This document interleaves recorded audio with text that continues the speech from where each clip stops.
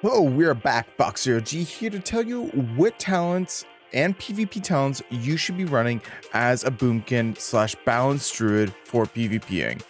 Remember, this can vary depending on your comp, your arena partner, or who you're up against. Also varying in 2s, 3s, and RBGs, but this is what it generally should look like. Alright, here we go, level 15, row 1. Nature's balance. While in combat, you generate 1 ancestral power every 2 seconds. While out of combat, your ancestral power rebalances up to 50 instead of depleting down to 0. This is great for when you decide to open up as Boomkin. Once you come out of stealth or whatever, you can line up, you can get your 2 wraths off to get the alignment for star surges, and then you can be pumping them out because you already be at 50 plus, so you can get 2 of these off. I'll go into more details in the next video about how we do our rotation for Boomkin, but let's continue on. Row 2, level 25. There's 2 ways you can go about doing this. You can go with renewal, which is a 1.5 minute cooldown, gives you a 30% heal for maximum health, or we can go with wild charge. Wild charge, you can use many different forms. With Boomkin, you fly backwards. As a cat, you jump in behind the person and daze them. As bear, you charge them, immobilize them for 4 seconds. For travel form, you leap forward for 20 yards, or if you're not in a form, you can just fly to the ally's position. This is great to get out of combat. Next, you have 2 variables. We can go with Guardian Affinity, so we take 6% less damage. Also, we get the Frenzy Rejuvenation, so it'll heal us for like 26% roughly over 6 seconds. And we also get Incapacitating Roar, which disorients our opponents for 2 seconds, I believe. Or we can go with Restorative Affinity, healing 3% of our maximum health every 5 seconds. If we are full health, it heals allied injured. And we get Rejuvenation, Swift Med, Wild Growth, and we get Orstell's Vortex. Orstell's Vortex can be very handy. I like to go with Guardian Affinity. You get that 6% less damage taken, as well as you get a heal and Incapacitating Roar. The heal can also be applied with our conduits, which we'll go over in the next video. We also have, for next row, row 4, level 35, we have 2 viable, actually they're all kind of viable options depending on your comp. You can go with a Mighty Bash every minute. You can stun a person in any form and stuns them. Or we can go with Mass Entanglement, insta cast, 30-second cooldown, roots them in place. It's just kind of like our entangling roots that we have right here.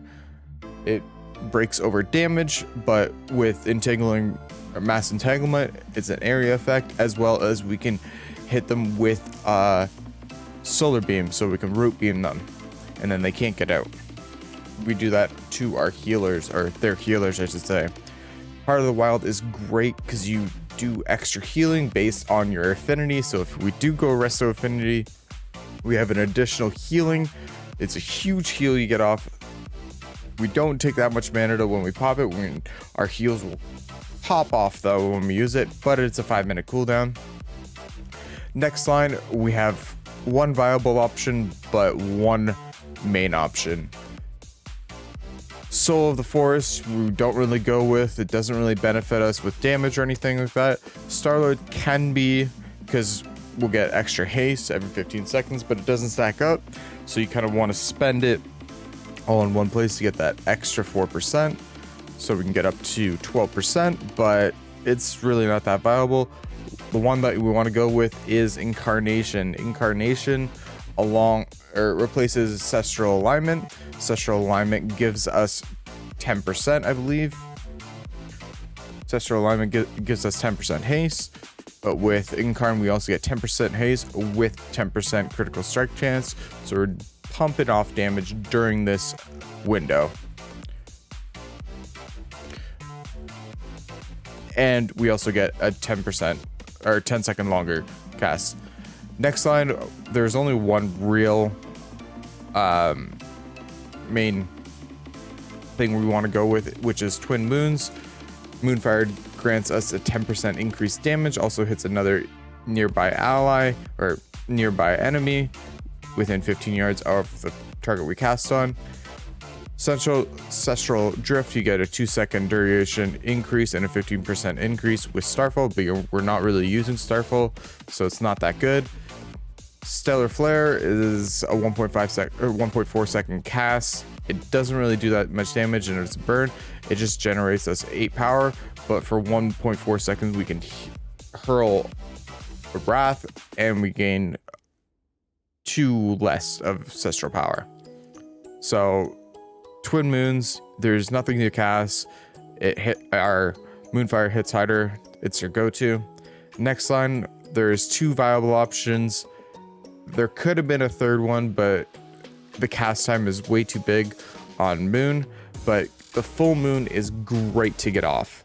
It does tons of damage. I wish they kept with Night Fae the full Moon that can proc off of casting Convoke Spirits, but I'm glad they did change it. So the 2 ones that we can do is Celestial.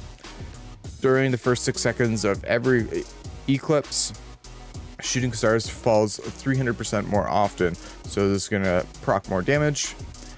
Another thing we can go with, it's a minute cooldown, is Fury of the Loon. It's an instant cast beam that hits an enemy or surrounding targets around it. So if we put them in an Ursal Vortex and then drop that, it'll hit them a bunch, and also it will generate us 40 power over its duration. Its duration is only 8 seconds, so when we pop that and we're in alignment for our lunar eclipse or solar eclipse, no, lunar eclipse, we can pop off our Star Surges and we can be doing way more damage. Stupid amounts of damage. If you find this information helpful, go ahead and hit the like button as well as hit the subscribe button. It's free. It's a good way to help me out. And let's look at PvP talents right now. So there's one that you should always go with, which is the Boomkin Aura, depending on how you say it, I guess. Star Surges grant a 4% critical strike chance to up to 8 hours within 40 yards for 8 seconds, stacking up to 3 times. So we can get 12% critical strike chance.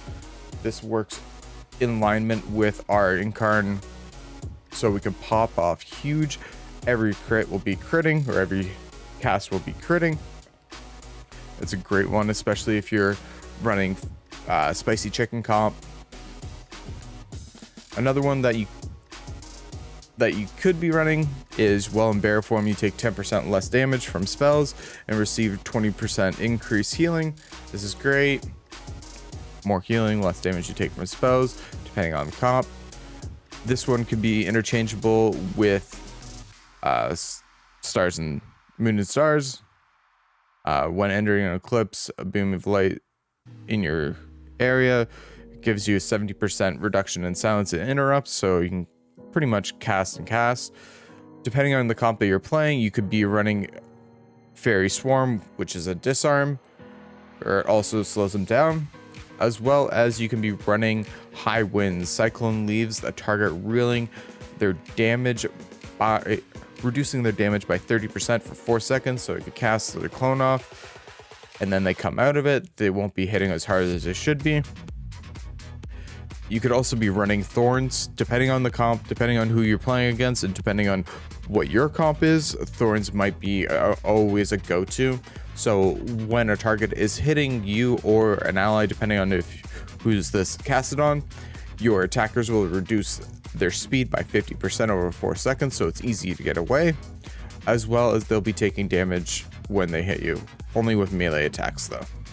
If you enjoyed this content, go ahead and hit the like button. If you like it, others like you may also like this content, and it helps us get this video further exposed. This is Fox OG, we out.